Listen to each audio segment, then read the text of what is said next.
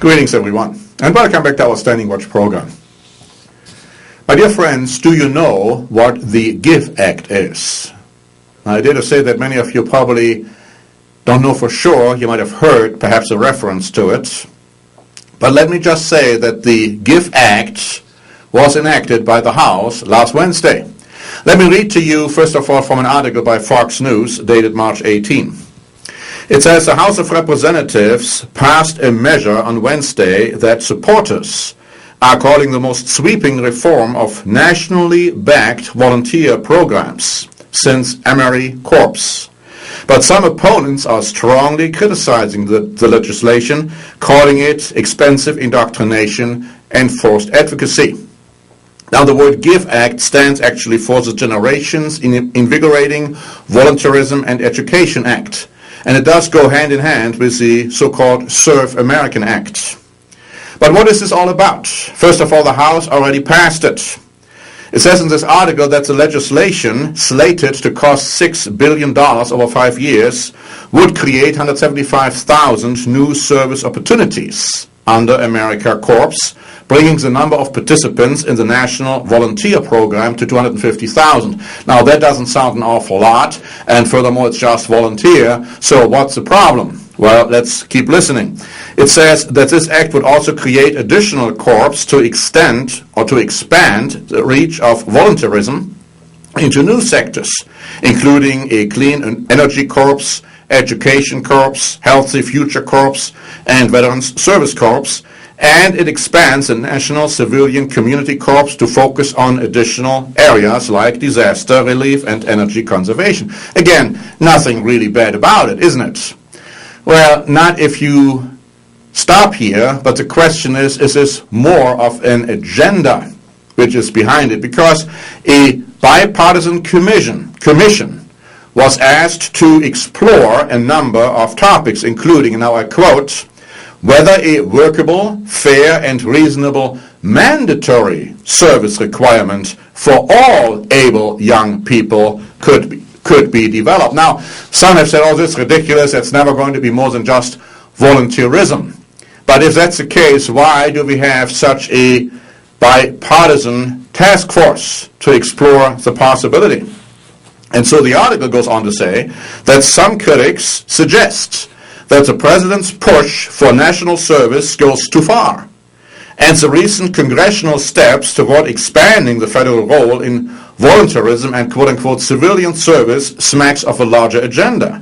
They point to a campaign speech the president made last July in which he suggested national security could be entrusted to a civilian force.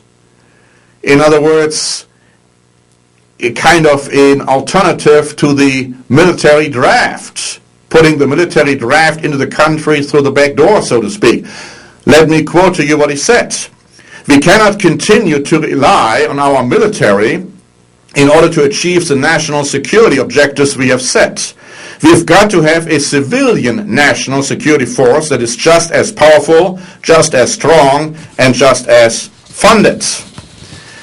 Now, this is, of course, quite different from just a few people who are going to do some voluntary service.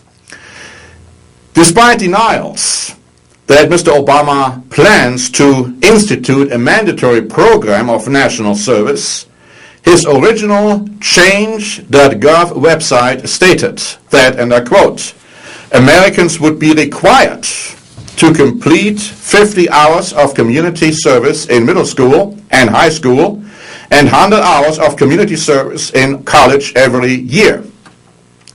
Later, the text was changed, apparently due to some pressure, to state that Americans would be encouraged to undertake such programs. And then in addition, Obama's chief of staff, Rahm Emanuel, publicly stated his intention to help create, quote, universal civil defense training. And he said that in 2006. So we have heard a lot about, quote-unquote, socialism being introduced into this country, or even communism, and of course this is being dismissed as just a label. But let's not just dismiss it too quickly. After the war, we had this kind of programs in East Germany. And every East German young person was required to participate in some of these programs. We had the same kind of programs, of course, in communist Russia. We had them in communist China. We had them under Adolf Hitler. Now, Adolf Hitler's regime was called National Socialism. And so we have to be on the alert, because what we are seeing here is potentially extremely dangerous for all of us Americans. Because if we are trying to create some kind of a mandatory volunteer program, it's just one step away from a mandatory draft, and then we have a national service which isn't all that much different, to an extent, from the draft. And what happens to those conscientious objectors who are conscientiously opposed to fighting in war, or picking up a gun, or shooting our fellow man? Are their rights going to be trampled underfoot when these institutions suddenly become very powerful mechanisms to bring about patriotic and nationalistic gains and goals? Well, my friends, we got to be on the alert. We got to be very watchful what is going on, because the tendency of what we are seeing right now is very, very dangerous. Thanks very much for paying attention. This is Norbert Link for the Standing Watch program.